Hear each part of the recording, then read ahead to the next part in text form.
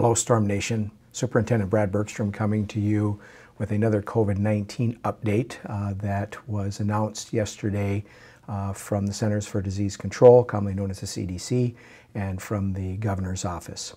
On Thursday, May 13th, the CDC has announced that those who are fully vaccinated will be able to be both indoors and outdoors and not have to wear face coverings and will not have to social distance. What was not stated in there is whether or not this guidance that has come forward, which is great news as we continue to move farther and farther away from those COVID-19 restrictions that we've been dealing with for the last 15 months, is whether or not that guidance applied to schools. We are expecting to get guidance on Friday, May 14th, to clarify if the information that was shared on the 13th applies to schools or how it might apply to schools. In the meantime, we have heard from the Governor's Office, and on Friday, May 14th, the Governor will be issuing Executive Order 2123 that will put the state of Minnesota in alignment with those CDC requirements. They did provide some guidance, they being the Governor's Office, did provide some guidance in regards to where we're at with schools. And that current guidance says that until the end of the school year, which is on Friday, June 4th, 2021 for us, that all staff and students will be required to continue to wear face coverings inside of buildings or inside of vehicles. So what this means is that we are staying in the same position that we have been for the last several weeks in regards to the face covering piece.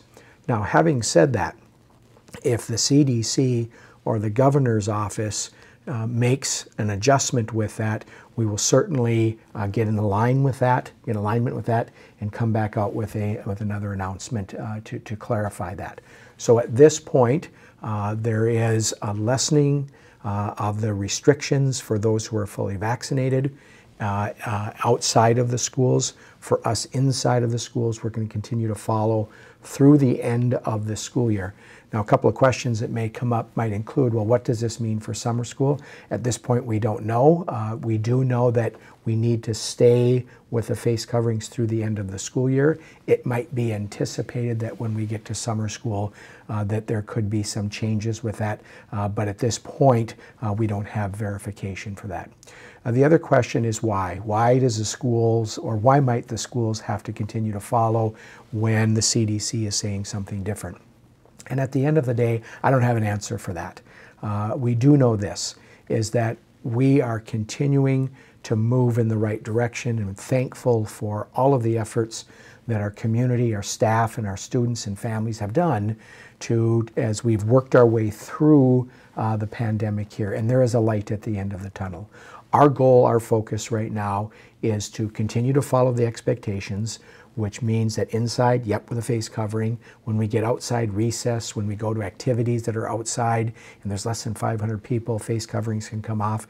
We're going to continue to follow that and celebrate it, because as we look back to where we were a year ago, we were not even in school, and we have been in school full for everybody since February 1st, which is just such a positive thing for us to focus our time and energy and thoughts on, because we are, again, moving in that direction to getting back to some sense of normalcy. So we'll continue, as we always have done, to follow the guidance that comes from the CDC, the Department of Health, as well as those governor executive orders. And if things should change between the time this video is created and the end of the school year, I'll be sure to get back out to you for clarification with that. In the meantime, thanks for all you do. I appreciate it. Have a great day, and go Storm.